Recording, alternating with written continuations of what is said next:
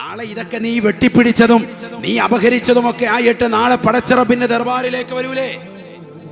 എന്താ ഇവിടെ ഏറ്റവും വലിയ വിവാദമായി ചർച്ച ചെയ്തുകൊണ്ടിരുന്ന ഹലാൽ എന്ന് പറയുന്ന വിഷയം എന്താണത്?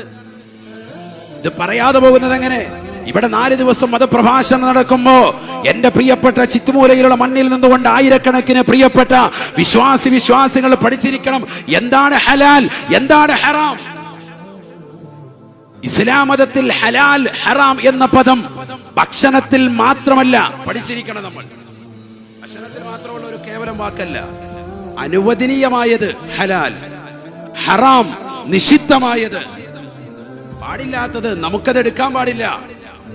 മറ്റൊരാളുടേതാകുന്ന സ്വത്ത് കളവ് ചെയ്തു കൊണ്ടുവന്നാലും അപഹരിച്ചു കൊണ്ടുവന്നാലും അവനെ കൊലപ്പെടുത്തിയിട്ട് കൊണ്ടുവന്നാലും ആ സ്വത്ത് നിനക്കെടുക്കാൻ പാടില്ല.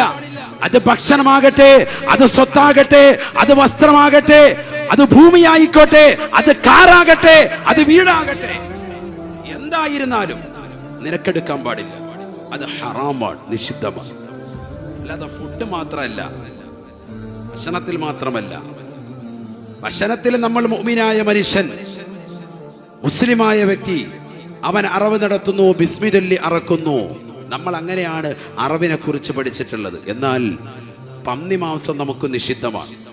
ഒരു മുസ്ലിം അറക്കൽ കൊണ്ടോ അല്ലെങ്കിൽ ഒരു മുഅ്മിനായ മനുഷ്യൻ അറക്കൽ കൊണ്ടോ അവൻ ബിസ്മി ചൊല്ലൽ കൊണ്ടോ മാത്രമാണ് ഹലാലിനെ ചില ആളുകൾ വിവക്ഷിക്കുന്നത് സോഷ്യൽ മീഡിയയിൽ. അങ്ങനെയാണോ? അത് മാത്രമല്ല ഹലാൽ. മറിച്ച് ഇപ്പൊ പന്നി മാംസം മുസ്ലിമിന് ഹറാമാണ്, നിഷിദ്ധമാണ്. പന്നി മാംസം ഒരു മുഅ്മിനായ മനുഷ്യൻ ഒരു പന്നിയെ അറുത്തു, ബിസ്മി ചൊല്ലിയാണ് അറുത്തത്. നമുക്ക് കഴിക്കാൻ പറ്റുമോ മുഅ്മിനീങ്ങളെ? പാടില്ല. എന്തുകൊണ്ട്? പന്നി മാംസം നമുക്കത് നിഷിദ്ധമാണ്. അറവ് നടത്തിയത് മുഅ്മിനായിക്കോട്ടെ, അവൻ ബിസ്മി ചൊല്ലി അറുത്താലും നമുക്കത് നിഷിദ്ധമാണ്. അവൻ ബിസ്മി ചൊല്ലി അറക്കുക എന്നുള്ളതോ അല്ലെങ്കിൽ മുഅ്മിൻ അറക്കുക എന്നുള്ളതോ അല്ല ഹലാലിന്റെ വിവക്ഷ എന്ന് മനസ്സിലാക്കിയിരിക്കണം ഈ ഉമ്മത്ത്. ചർച്ചകൾക്ക് ഒന്നും തന്നെ കിട്ടാതെ വരുമ്പോ മുസ്ലിമിന്റെ പേര് പറഞ്ഞുകൊണ്ട് ചോര കുടിക്കുന്നതാകുന്ന ചാനലുകൾ, അന്തിച്ചർച്ചകൾക്ക് നേതൃത്വം കൊടുക്കുന്നതാകുന്ന ചാനലിന്റെ വക്താക്കൾ നല്ലതുപോലെ പഠിച്ചു വെക്കിൻ. നിങ്ങൾ ചാനലുകൾ ചർച്ച ചെയ്തുകൊണ്ട് ഘോരഘോരം പ്രഭാഷണം നടത്തിയതുകൊണ്ടോ വൈകുന്നേരത്തെ അന്തിച്ചർച്ചകൾ ഹലാലിന്റെ ഫുഡ് പറഞ്ഞിട്ട് ഇവിടുത്തെ പാവപ്പെട്ട മുസ്ലിമീങ്ങളുടെ മേൽ കുതിര കയറിയതുകൊണ്ടോ ഇസ്ലാമിനെ തെറ്റിദ്ധരിപ്പിക്കാമെന്ന് ആരെങ്കിലും വ്യാമോഹിക്കുന്നുണ്ടെങ്കിൽ അവരൊക്കെ തന്നെ ചവറ്റുകുട്ടയിലേക്ക്, അറബിക്കടലിന്റെ ആഴിയിലേക്ക് ഞങ്ങൾ പരിപൂർണമായി എല്ലാ അവജ്ഞയോടുകൂടിയും തള്ളിക്കളയുമെന്നുള്ള വസ്തുത ഇവിടെ ആഹ്വാനം ചെയ്യുകയാണ്. ഞങ്ങൾ ആരും അതിനെ ഒരിക്കലും തന്നെ ഏറ്റെടുക്കൂല. ആ വാക്കിനെ ഞങ്ങൾ ഒരിക്കലും തന്നെ ഏറ്റെടുക്കൂല. അങ്ങനെയുള്ള ചാനൽ ചർച്ചകൾ ചേർന്നിട്ട് ഇതൊക്കെയാണ് ചർച്ച, ഇതൊക്കെയാണ് ദീന് എന്നാരും നിങ്ങൾ മനസ്സിലാക്കി പോകണ്ട. യഥാർത്ഥ ദീൻ നിങ്ങൾ നല്ലതുപോലെ പഠിക്കണം, മനസ്സിലാക്കണം. ഇന്നത്തെ തലമുറ അറിയണം. നിന്റെ വീട്ടിലേക്ക് നിന്റെ വാപ്പ കൊണ്ടുവരുന്ന ഭക്ഷണം അത് അന്യന്റെ അപഹരിച്ചിട്ട് ഒരു കളവ് പൊതിയാണ് എങ്കിൽ അത് നിഷിദ്ധമാണ്. അത് പള്ളിയിലെ റാത്തി പോതിയതിന്റെ ഒരു ചീരണിയാണ്. പക്ഷെ വാപ്പാക്ക് ഒന്നു കൊടുത്ത് എന്നിട്ട് വാപ്പ അപ്പുറത്തെ സൈഡിൽ കൂടെ വന്നിട്ട് അത് കിട്ടിയില്ല കേട്ടോ, ഒന്നോടെ തന്നിട്ട് അത് വാങ്ങിച്ചോണ്ട് വന്നിട്ട് ഹൈവാനെ നീ അടിച്ചാലും ഹറാമാണ്. അതിനായി ഹറാം എന്ന് പറഞ്ഞു. അത് മൗലിദിന്റെ ചീരണി ആയതുകൊണ്ടല്ല, അത് മൗലിദിന്റെ ചീരണി ആയതുകൊണ്ടല്ല, അത് നേർച്ചയുടെ ചീരണി ആയതുകൊണ്ടല്ല. പിന്നെന്താണ്?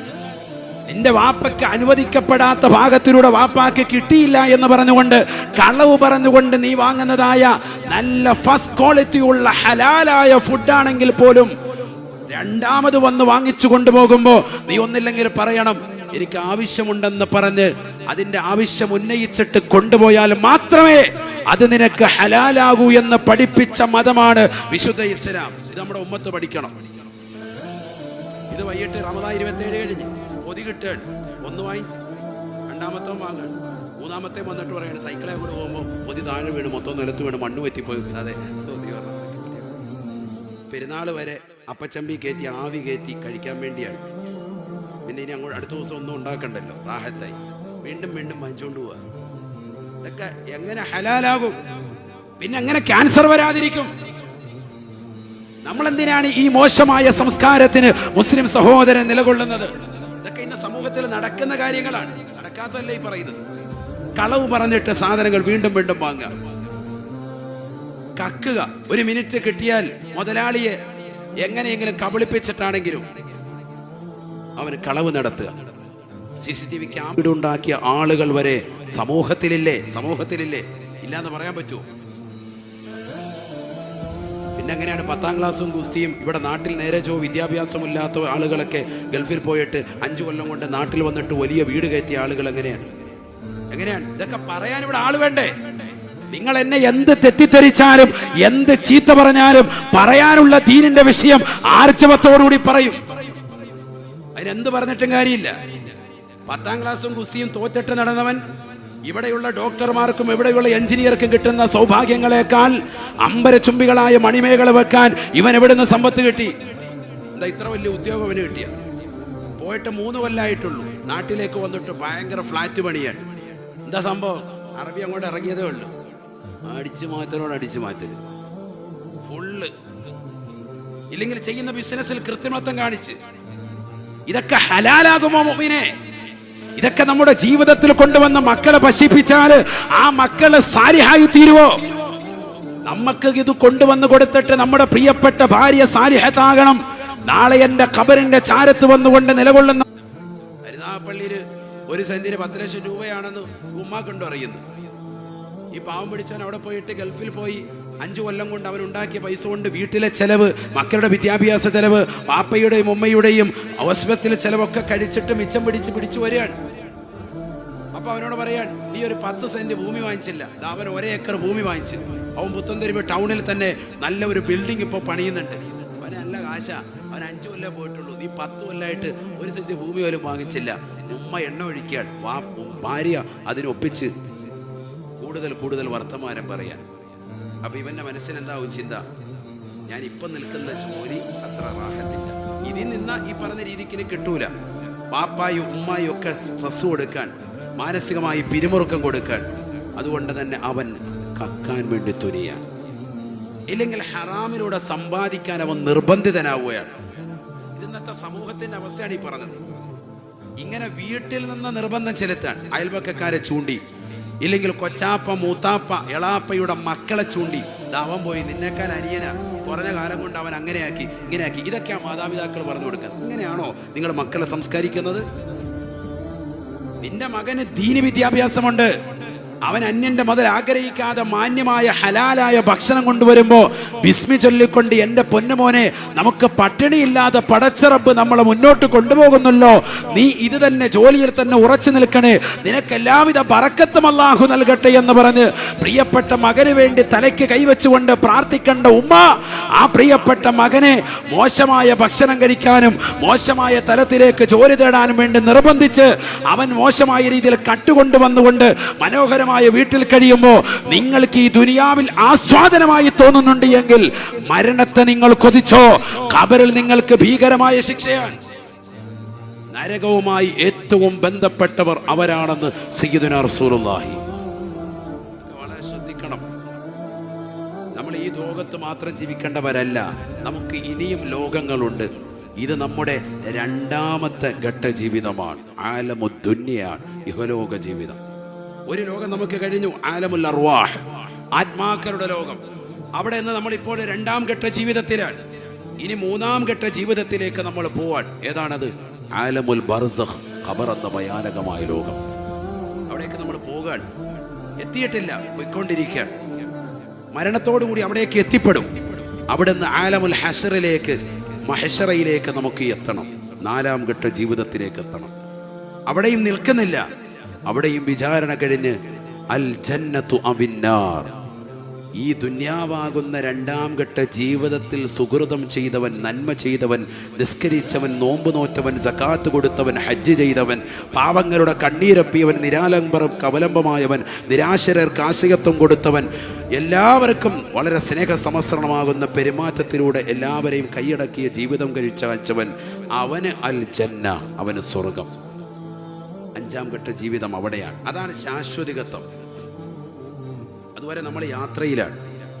ഇവിടെ കള്ളുകുടിച്ചും രസിച്ചും രമിച്ചും വ്യഭിചരിച്ചും സിനിമ കണ്ടും സീരിയൽ ദർശിച്ചും മോശപ്പെട്ട വീഡിയോസൊക്കെ കണ്ടും ലൈക്ക് ചെയ്തും ഷെയർ ചെയ്തും രാത്രിയുടെ യാമങ്ങളെ അന്യ സ്ത്രീ പുരുഷന്മാർ തമ്മിൽ പരസ്പരം സംസാരിക്കാനുള്ള വകയൊഴുക്കിയും ഒളിച്ചോട്ടത്തിനു വേണ്ടി നിലകൊള്ളുകയും ഒക്കെ ചെയ്ത സഹോദരിമാരുണ്ട് എങ്കിൽ അന്നാർ, കത്തിച്ചൊലിക്കുന്ന നരകം അല്ലാഹു സുബ്ഹാനഹു വ തആല നൽകും.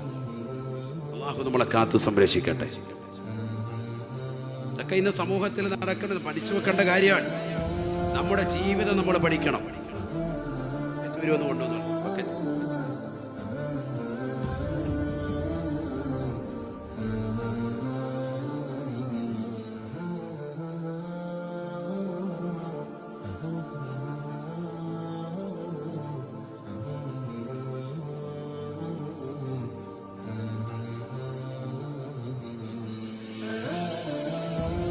അള്ളാഹു നമ്മളെ സ്വീകരിക്കുമാറാവട്ടെ, കബൂൽ ചെയ്ത് അനുഗ്രഹിക്കുമാറാവട്ടെ.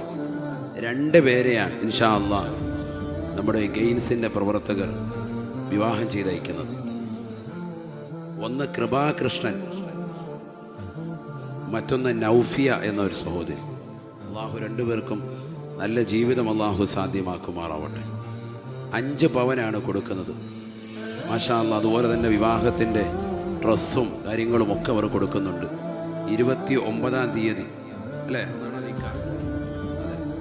25 പേർക്ക് ചികിത്സാ സഹായം കൊടുക്കുന്നുണ്ട്. എത്രയോ നന്മകളാണ് മാഷാ അല്ലാഹ് ചെയ്യുന്നത്. അള്ളാഹു സ്വീകരിക്കുമാറാവട്ടെ, കബൂൽ ചെയ്ത് അനുഗ്രഹിക്കട്ടെ. അതുകൊണ്ട് എല്ലാവരും ഇൻഷാ അല്ലാഹ് നമ്മുടെ മജ്‌ലിസിലുള്ള മുഴുവൻ ആളുകളും നല്ലൊരു സദഖ, നല്ല നിയ്യത്ത് വെച്ചുകൊണ്ട് കൊടുക്കണം. അള്ളാഹു നമ്മളെ അനുഗ്രഹിക്കട്ടെ. എല്ലാ സദഖകളും അള്ളാഹു സ്വീകരിക്കുമാറാവട്ടെ. പാരത്രിക ലോകത്ത് നമുക്കെല്ലാവർക്കും വിജയിക്കാൻ അള്ളാഹു തൗഫീഖ് നൽകി അനുഗ്രഹിക്കട്ടെ. ഈ സദസ്സിൽ നിലകൊള്ളുന്ന 5 പവൻ വീതം കിടക്കുന്നത് നമ്മുടെ കരുനാഗപ്പള്ളി ദേശത്തുള്ള ഒരാൾ വിചാരിച്ചാൽ ഓരോ മക്കളുടെ വിവാഹത്തോടൊപ്പം തന്നെ ഓരോ പെൺകുട്ടിയെ കെട്ടിച്ചയക്കാൻ സാധിക്കുന്ന എത്രയോ ആളുകളുണ്ട് നമുക്കിടയിൽ. മാഷാ അല്ലാഹ്. അള്ളാഹു സ്വീകരിക്കട്ടെ, അള്ളാഹു സ്വീകരിക്കട്ടെ. ഉറക്കാമി പറയും, ഉറക്കാമി പറയും. അള്ളാഹു നമ്മളെ സ്വീകരിക്കുമാറാവട്ടെ. ബക്കത്ത് ഇൻഷാ അല്ലാഹ് എല്ലാവരുടെ അടുക്കൽ വരുന്നുണ്ട്. എല്ലാവരും നല്ല രീതിയിലുള്ള സഹകരണം, എല്ലാവരും ഇൻഷാ അല്ലാഹ്. അള്ളാഹു അനുഗ്രഹിക്കട്ടെ. ഞാൻ വേഗം നിർത്തും.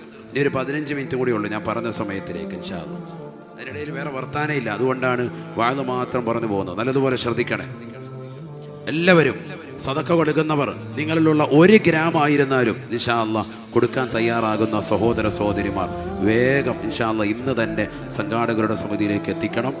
ആയിരങ്ങൾ ഈ മജ്‌ലിസിലുണ്ട്. അവരുടെയൊക്കെ ആമീന് നിങ്ങളെല്ലാവരും ഭാഗവാക്കാകും. അള്ളാഹു നമ്മളെ അനുഗ്രഹിക്കട്ടെ, അള്ളാഹു അനുഗ്രഹിക്കട്ടെ. സാധാരണ ഒരു വാഴ് നടത്തി പിരിയുന്നതിനപ്പുറം ഇതിനൊരു ലക്ഷ്യമുണ്ട് എന്നുള്ളതാണ് നിങ്ങളെ സൂചിപ്പിച്ചത്. അള്ളാഹു ഗെയിൻസിൻ്റെ പ്രവർത്തകരെല്ലാവരെയും അള്ളാഹു സ്വീകരിക്കുമാറാവട്ടെ. ഉറക്കാമീൻ പറയും. അള്ളാഹു സ്വീകരിക്കുമാറാവട്ടെ. ഒരു സ്വലാത്തു സല്ലല്ലാഹു അലാ മുഹമ്മദ്. അള്ളാഹുവേ ഞങ്ങളെ നീ സ്വീകരിക്കണേ അല്ലാ, നീ കബൂലാക്കണേ അല്ലാ. എല്ലാ നിയ്യത്തുകളും നീ സാധൂകരിച്ച് നൽകണേ അല്ലാ. എല്ലാ വിഷമങ്ങളും പ്രയാസങ്ങളും നീ മാറ്റി നൽകണേ അല്ലാ. അപകടങ്ങളെ തൊട്ട്, ദുരിതങ്ങളെ തൊട്ട്, വിപത്തുകളെ തൊട്ട്, കാലവിപത്തുകളെ തൊട്ട് നീ കാവൽ നൽകണേ അല്ലാ. പാരത്രിക ലോകത്ത് വിജയം പ്രാപിക്കാൻ ഈ സദഖയിലൂടെ തൗഫീഖ് നൽകണേ അല്ലാ. ഒരുപാട് ഖൈറായ നല്ല ലക്ഷ്യത്തോടുകൂടിയാണ് ഈ സംഘാടകർ നിലകൊള്ളുന്നത്. പാവപ്പെട്ടതാകുന്ന സഹോദരിമാർക്ക് വിവാഹധന സഹായമാണ് അവരുടെ ലക്ഷ്യം. അല്ലാഹുവേ, ആരെല്ലാം ഇതിന് സാമ്പത്തികമായി, ശാരീരികമായി, മാനസികമായി പിന്തുണ വെക്കുന്നവരുണ്ടോ, ബക്കത്തിൽ നല്ല തുകകൾ നിക്ഷേപിക്കുന്നവരുണ്ടോ, ഞങ്ങളാൽ കഴിയുന്നത് ഉസ്താദേ 1 ഗ്രാമാണ്, 2 ഗ്രാമാണ്, 1/2 ഗ്രാമാണെന്നൊക്കെ പറഞ്ഞ് നല്ല നിയ്യത്ത് വെച്ചുകൊണ്ട് ഇതിലേക്ക് സംഭാവനകൾ നൽകുന്നവരുണ്ടോ, അവരുടെ എല്ലാവരുടെയും സംഭാവനകൾ നീ സ്വീകരിക്കണേ അല്ലാ. ബാക്കി വെച്ചതിൽ ബറക്കത്ത് ചൊരിയണേ അല്ലാ. നിഅമത്തുകളെല്ലാം നിലനിർത്തി കൊടുക്കണേ അല്ലാ. അല്ലാഹു നമ്മളെ സ്വീകരിക്കുമാറാവട്ടെ. ഇൻഷാ അല്ലാഹ് എല്ലാവരും ശ്രദ്ധിക്കണേ.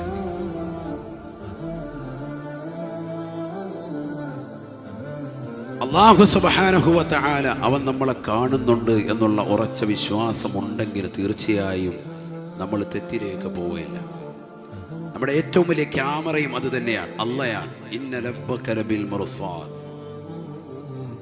തീർന്നല്ല ഹബീബായ റസൂലുള്ളാഹി സ്വല്ലല്ലാഹു അലൈഹി വസല്ലമ തങ്ങൾ ഉറപ്പെടുത്തുകയാണ്.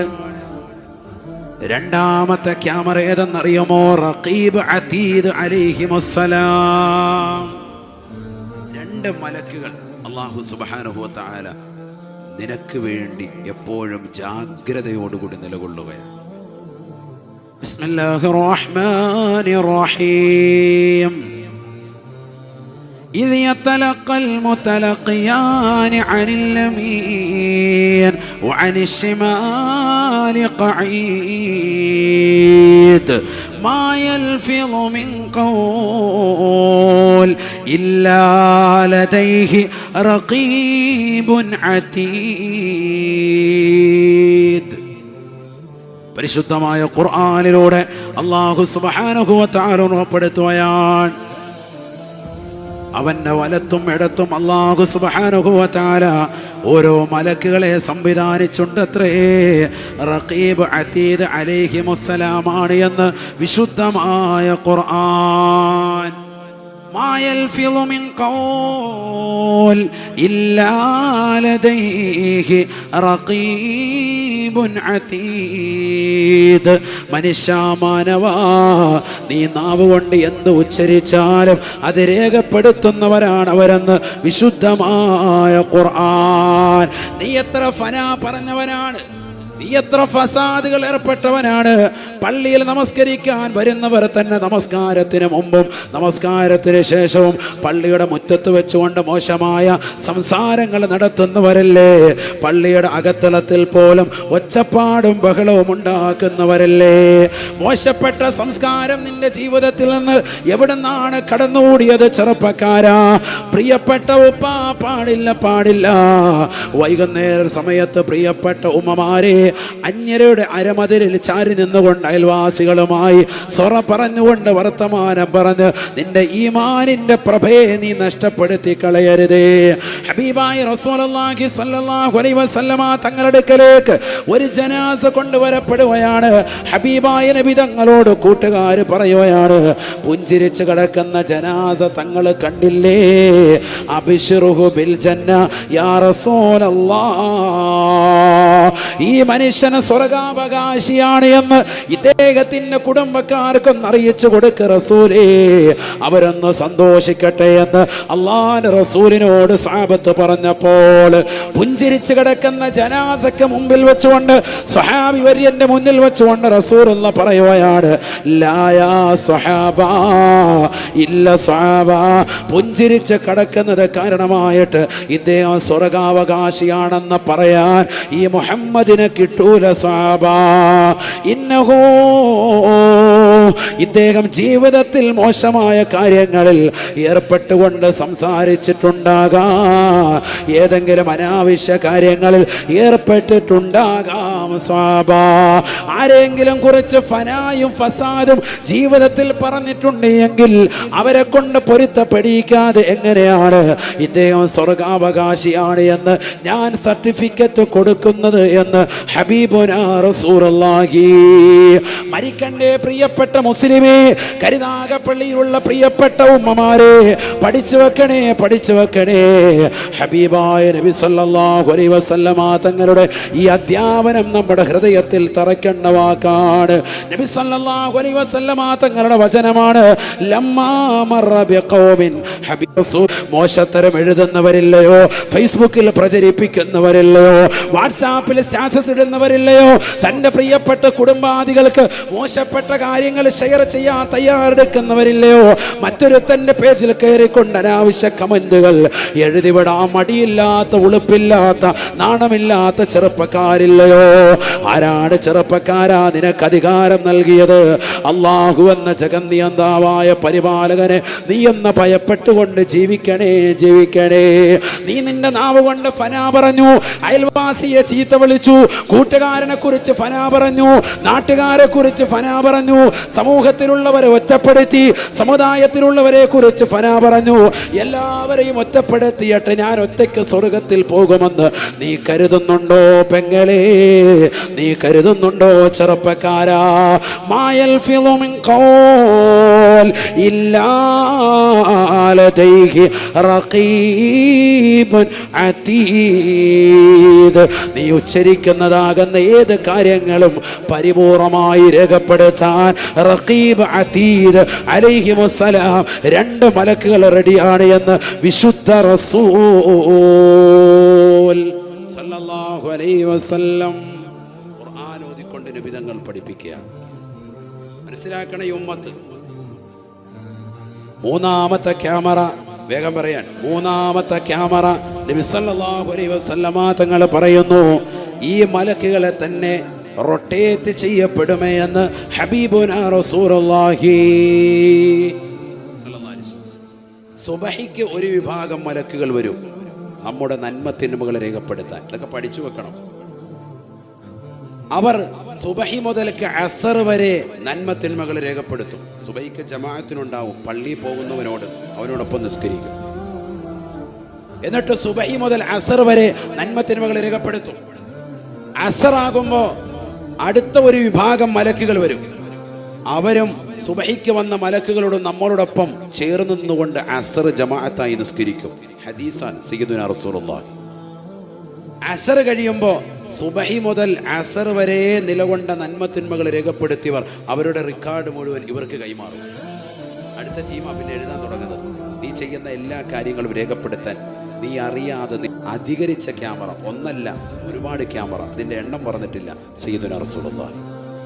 ഏറ്റവും വലിയ ക്യാമറ അല്ലാഹു, അതിനെ മറച്ചൊന്നും പറ്റൂല. രണ്ട്, നിന്നോടൊപ്പം എപ്പോഴും ആരുണ്ട്? റഖീബ് അതീദുണ്ട് അലൈഹി വസ്സലാം. അതിനും പുറമെ പിന്നീട് മലക്കുകൾ. സഹീഹുൽ ബുഖാരിയിൽ കാണാം, യതആഖബു ഫീകും മലായികത്തും ബില്ലൈൽ വമലായികത്തും ബിന്നഹാർ യജ്തമിഊന ഫീ സ്വലാത്തിൽ അസ്രി വഫീ സ്വലാത്തി സുബ്ഹി വഫീ സ്വലാത്തി സുബ്ഹി. സുബഹിക്ക് കടന്നു വരും ഒരു വിഭാഗം, നിന്നോടൊപ്പം സുബഹിക്ക് ജമാഅത്ത് നിസ്കരിക്കും. പള്ളിയിൽ പോകുന്ന പുരുഷന്മാരെ, നമസ്കാരം നിലനിർത്തുന്ന പെങ്ങളെ, നിങ്ങളുടെ നമസ്കാരങ്ങളും അടയാളപ്പെടുത്തുകയാണ്. സുബഹി കഴിഞ്ഞ മുതൽ അവർ നന്മത്തിനുമൾ രേഖപ്പെടുത്താൻ നിലകൊള്ളും. അസർ നമസ്കാരം വരെ അവർ നിലകൊള്ളും. അസർ നമസ്കാരത്തിന് മറ്റൊരു വിഭാഗം മലക്കുകൾ കടന്നു വരും. രണ്ട് കൂട്ടരും ഒരുമിച്ച് ചേർന്നുകൊണ്ട് പള്ളിയിൽ വന്നുകൊണ്ട് നമസ്കരിക്കുന്നവനാകട്ടെ, ജമാഅത്ത് കറക്റ്റായി നിസ്കരിക്കുന്നവരാകട്ടെ, അവരോടൊപ്പം ജമാഅത്തിൽ പങ്കാളികളാകും. നിസ്കാരം കഴിയുമ്പോൾ സുബഹി മുതൽ അസർ വരെ നന്മത്തിന്മകൾ രേഖപ്പെടുത്തിയവർ റെക്കോർഡ് മുഴുവനും അവരുടെ കൈവശം കൊടുക്കും. അസർ മുതൽക്ക് അവർ നന്മത്തിന്മകൾ രേഖപ്പെടുത്താൻ തുടങ്ങും. സുബഹി വരെ. പിന്നീട് അടുത്ത വിഭാഗം വരും. ഇങ്ങനെ മലക്കുകൾ മാറി മാറി മാറി മാറി റൊട്ടേറ്റ് ചെയ്യുമെന്ന് ഹബീബുനാ റസൂലുള്ളാഹി. മുമ്പ് വന്ന മലക്കല്ല പിന്നെ വരിക, അടുത്ത ടീമുകളാണ്, വേറെ ടീമുകൾ. വാച്ചർമാർ ഇഷ്ടം പോലെ നിന്നെ നിരീക്ഷിക്കുന്ന ഒരുപാട് വാച്ചർമാർ വരികയാണ്. എന്നിട്ടോ അവർ തിരിച്ചു പോകും. ഹദീസിലുണ്ട് സല്ലല്ലാഹു അലൈഹി വസല്ലം. ഇതൊക്കെ പഠിക്കണം നമ്മൾ, ഈ ഉമ്മത്ത് പഠിക്കണം. തിരിച്ചു പോകും. മലക്കുകൾ മുഴുവനും അവർ കയറിപ്പോകും. സുബഹി കഴിഞ്ഞും അസർ കഴിഞ്ഞും ജോലി കഴിഞ്ഞതാകുന്ന മലക്കുകൾ അവർ തിരിച്ച് അള്ളാഹുവിന്റെ തിരുസവിധത്തിലേക്ക് ചെല്ലും. അപ്പൊ അള്ളാഹു സുബ്ഹാനഹു വ തആല ചോദിക്കുമെന്നാണ്, കൈഫ തറക്തും ഇബാദി, എന്റെ ദാസന്മാരെ നിങ്ങൾ എങ്ങനെ എത്തിച്ചത്? അവരെങ്ങനെയായിരുന്നു? നിങ്ങൾ അവിടെ ചെന്നപ്പോൾ ഏത് കോലത്തിലായിരുന്നു? അപ്പോൾ പറയും, അത്തൈനാഹും വഹും യുസല്ലൂൻ വതറക്നാഹും വഹും യുസല്ലൂൻ. ഞങ്ങൾ അങ്ങോട്ട് ചെല്ലുമ്പോഴും അവർ നിസ്കരിക്കുകയായിരുന്നു. അല്ലാഹ് സുബഹി നിസ്കരിക്കുകയായിരുന്നു. വതറക്നാഹും, ഞങ്ങൾ ഇങ്ങോട്ട് അവരെ ഉപേക്ഷിച്ചിട്ട് തിരിച്ചു വരുമ്പോഴും വഹും യുസല്ലൂൻ, അവർ അസർ നിസ്കരിക്കുകയായിരുന്നു എന്ന് മലക്കുകൾ റബ്ബിനോട് പറയുമെന്ന് സയ്യിദുനാ റസൂലുള്ളാഹി. നിസ്കരിക്കുന്നവനാണെങ്കിലോ കരിക്കാത്തവനാണെങ്കിലോ, പടച്ച റബ്ബേ, സുബഹിയുടെ സമയത്ത് ഞങ്ങൾ നോക്കുമ്പോ TMBയുടെ മുന്നിൽ അവൻ തിയേറ്ററിൽ പോകാൻ വേണ്ടി വാതിക്ക ടിക്കറ്റ് എടുക്കാൻ അവ്വൽ വക്കത്തിൽ തന്നെ അവൻ കാത്തു നിൽക്കുകയായിരുന്നു. ഞങ്ങൾ തിരിച്ചു വരുമ്പോ അടുത്ത നൂൺ ഷോ കഴിഞ്ഞിട്ട് ഇറങ്ങി വരുന്നതായിട്ടാണ് ഞങ്ങൾ കണ്ടത് എന്ന് പറയും. അങ്ങനെ പോകുന്നവനോട്, കള്ളി ഷാപ്പിൽ പോയി ബീവറേജിന്റെ മുന്നിൽ ക്യൂ നിൽക്കുന്നവനോട് അതിനെക്കുറിച്ച് പറയും. വിചാരശാലകളിലേക്ക് പോകുന്നവനെ കുറിച്ച് അതിനെക്കുറിച്ച് പറയും. പക്ഷെ മുഅ്മിനായ മനുഷ്യനെ കുറിച്ച് നല്ല ഭാവന വേണമല്ലോ. അതുകൊണ്ട് ഹദീസിൽ നബി തങ്ങൾ പറഞ്ഞത്, അങ്ങോട്ട് ചെല്ലുമ്പോഴും അവർ നിസ്കരിക്കും, തിരിച്ചു വരുമ്പോഴും നിസ്കരിക്കുന്നവരാണ്. അള്ളാഹു അക്കൂട്ടത്തിൽ നമ്മൾ ഉൾപ്പെടുത്തട്ടെ. അങ്ങനെ രേഖപ്പെടുത്തിയാൽ രക്ഷപ്പെട്ടില്ലേ?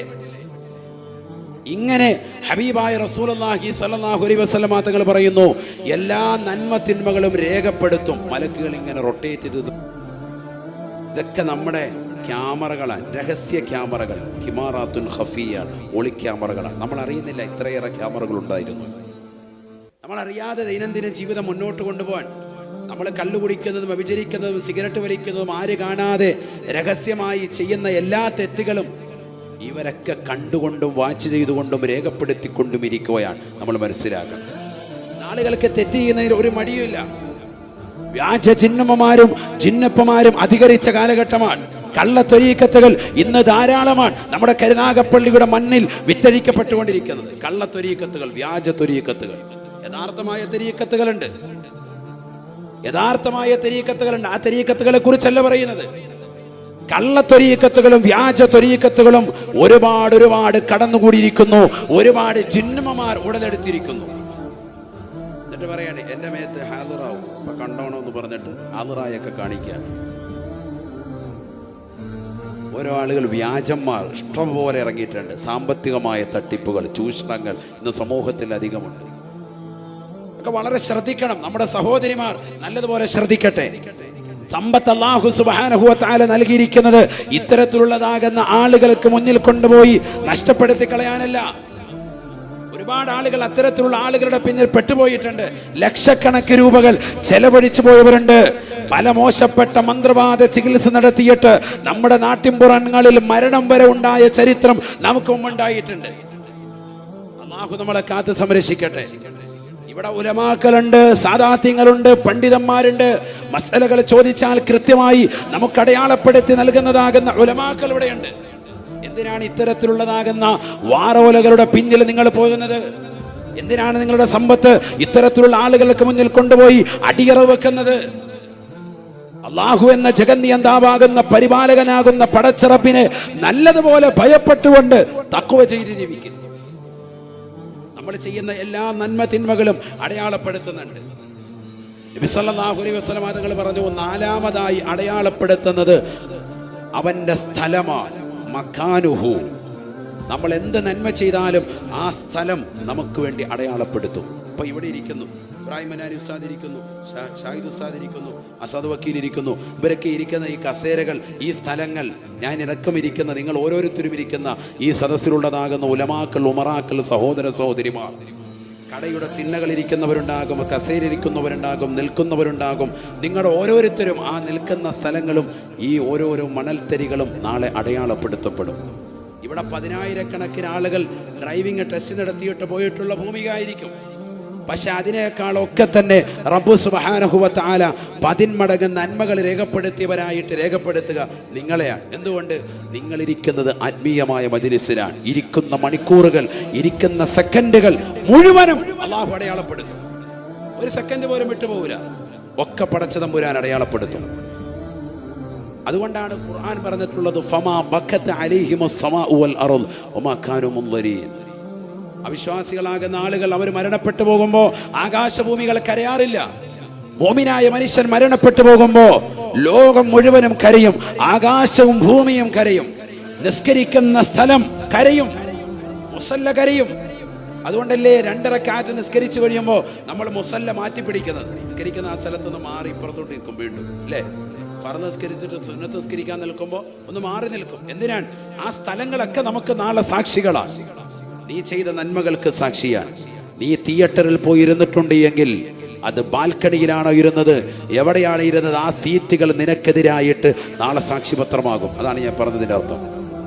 നീ ബീവറേജിന്റെ മുന്നിൽ ക്യൂ നിന്നത്, നീ വിചാരശാലകളുടെ മുന്നിൽ പോയി നിന്നത്, നീ നാട്ടിലുള്ളതാകുന്ന പാവങ്ങളെ പറ്റിച്ചിട്ട് പൈങ്കിളി പുസ്തകങ്ങൾ വാങ്ങാൻ കരുനാഗപ്പള്ളിയിലെ ഇന്ന കടയിൽ പോയി ഒളിച്ചിരുന്ന് പുസ്തകം വാങ്ങിയത്. കട ഞാൻ പറയണ്ട, ഇന്ന സ്കൂളിന്റെ ഇന്ന ഭാഗത്തുള്ള ഇന്ന കട, തിരിയുന്നവർക്ക് തിരിഞ്ഞു.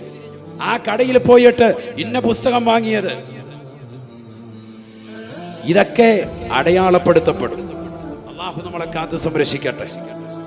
ആ പുസ്തകം രഹസ്യമായി ഇന്ന മുറിയിലിരുന്നു കൊണ്ട് നീ വായിച്ചു തീർത്തത്, ആരും അറിയാതെ രഹസ്യമായി പാതിരാത്രി സമയത്തിൽ മോശപ്പെട്ടതാകുന്ന ബ്ലൂ ഫിലിമുകൾ കണ്ടുകൊണ്ട് WWE അടിച്ചുകൊണ്ട് അശ്ലീല ലോകത്തേക്ക് കണ്ണു നട്ടിരുന്നത്, നിന്റെ വാപ്പയറിയാതെ ഉമ്മയറിയാതെ രഹസ്യമായി അന്യ പെണ്ണുമായിട്ട് പുതപ്പിനടിയിൽ വെച്ചുകൊണ്ട് ചാറ്റ് ചെയ്തത്, പ്രവാസിയാകുന്ന നിന്റെ പ്രിയപ്പെട്ട വാപ്പയെ കളിപ്പിച്ചിട്ട് 50,000 25,000 ഒക്കെ വാപ്പയുടെ സമ്പാദ്യത്തിൽ നിന്ന് നിന്റെ അക്കൗണ്ടിലേക്ക് ട്രാൻസ്ഫർ ചെയ്ത് അന്യ പെണ്ണുമായിട്ട് ചൂതാട്ടത്തിലൂടെ അന്യ പെണ്ണുമായിട്ട് കളിച്ചും രസിച്ചും ഈ കരുനാഗപ്പള്ളിയുടെ മണ്ണിലൂടെ നീ കളിച്ചും രസിച്ചും ബൈക്കിലൂടെ സഞ്ചരിച്ചത്, അടിച്ചു പൊളിച്ചു തീർത്തത്.